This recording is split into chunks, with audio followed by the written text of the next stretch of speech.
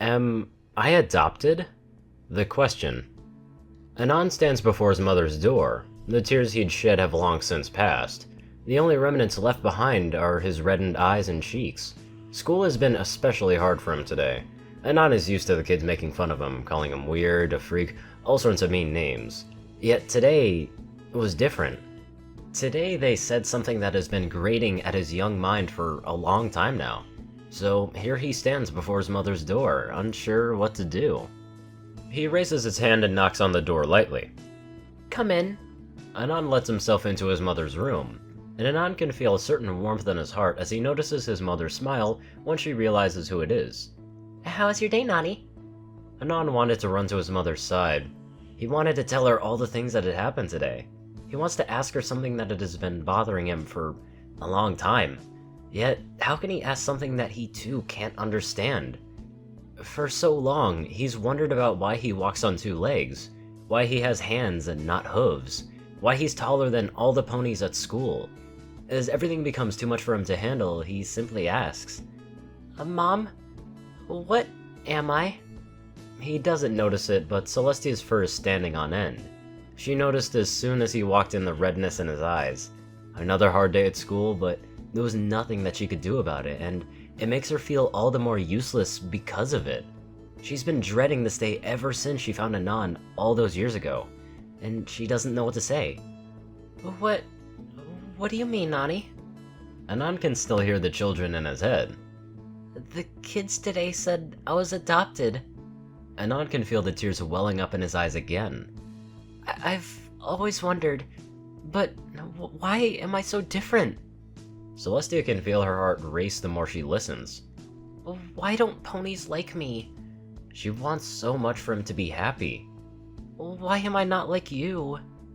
There's the question. Celestia hasn't even realized that she stopped breathing a while ago. Her mind is racing. She knew this day would come, but she hoped that it would never have. And Celestia gulps down as much of her emotions as she can swallow. She needs to be strong. Come here, Nani. Celestia waves for Anon to join her. Anon can't hold back anymore. He dashes into the wings of his mother as she holds him tight, the tears flowing from his eyes as she holds him tight.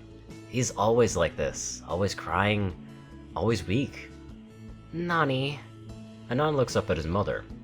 I want you to listen to me, okay? Anon nods. Okay. Celestia tries her best to give him a reassuring smile, but even she's unsure on how she's gonna go about this. Nani, I found you many years ago. It was just like any other day. Every pony was going about their lives, and I walked the garden to clear my thoughts. The memory is still so clear to Celestia, even after all of this time. I heard a child crying. I knew that no pony was allowed into the garden other than myself and a few select ponies, so I was concerned as to how a child got lost there. Celestia pulls Anon to her chest as she embraces him. Imagine my surprise when I found you. A child the likes I've never seen before. You were so small and helpless. I knew I couldn't leave you. She nuzzles into him. So, I picked you up in my magic and brought you back into my room and took care of you. She feels a frown grow on her face. So many ponies told me to let you go. They told me that you didn't belong, yet I kept you and raised you as my own, and... Do you want to know why? Anon looks up at his mother and he shakes his head. It's because I love you. Even back then, when I had no idea what you were or how to take care of you, I loved you with all of my heart. I could feel it deep inside of me, Nani. She chuckles some more. Through those years, my love for you continued to grow. Even as I ran myself up the walls trying to figure out how to feed you, bathe you, and take care of you, there were so many countless nights where I didn't sleep or eat because I worried about you. What others would think of you or how they'd treat you. Celestia can feel her own tears coming on.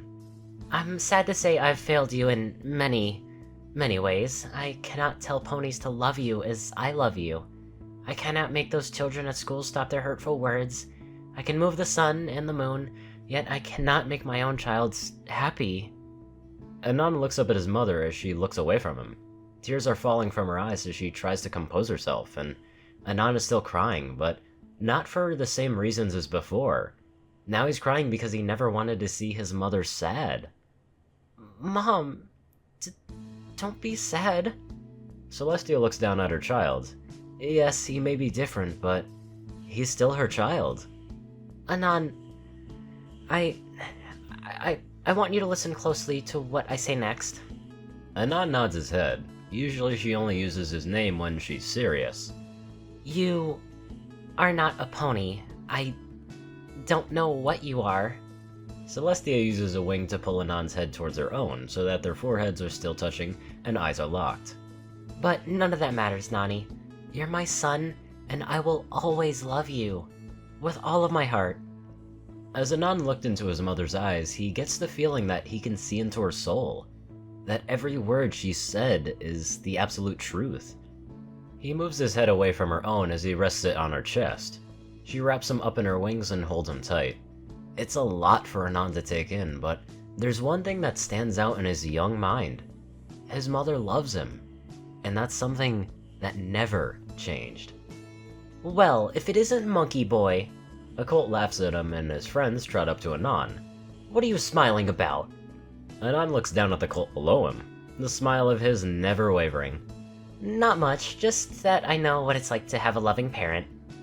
What do you mean? The colt asks, shocked by Anon's change of demeanor. Anon gives the colt a look of pity. It makes sense now why you would pick on me. My mom loves me no matter what I am. It must be hard not to have the unconditional love from your parents.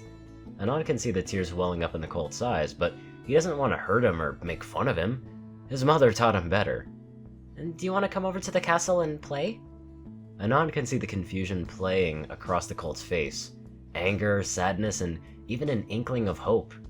The colt turns tail and runs off before saying anything, his friends closely following after him. It may not happen today, but Anon knows that he'll be back. After all, the best weapon is kindness and love. Anon looks back towards the castle. He doesn't care what he is anymore, nor does he care what others think or say. All he knows is that his mother loves him, and that's all he needs.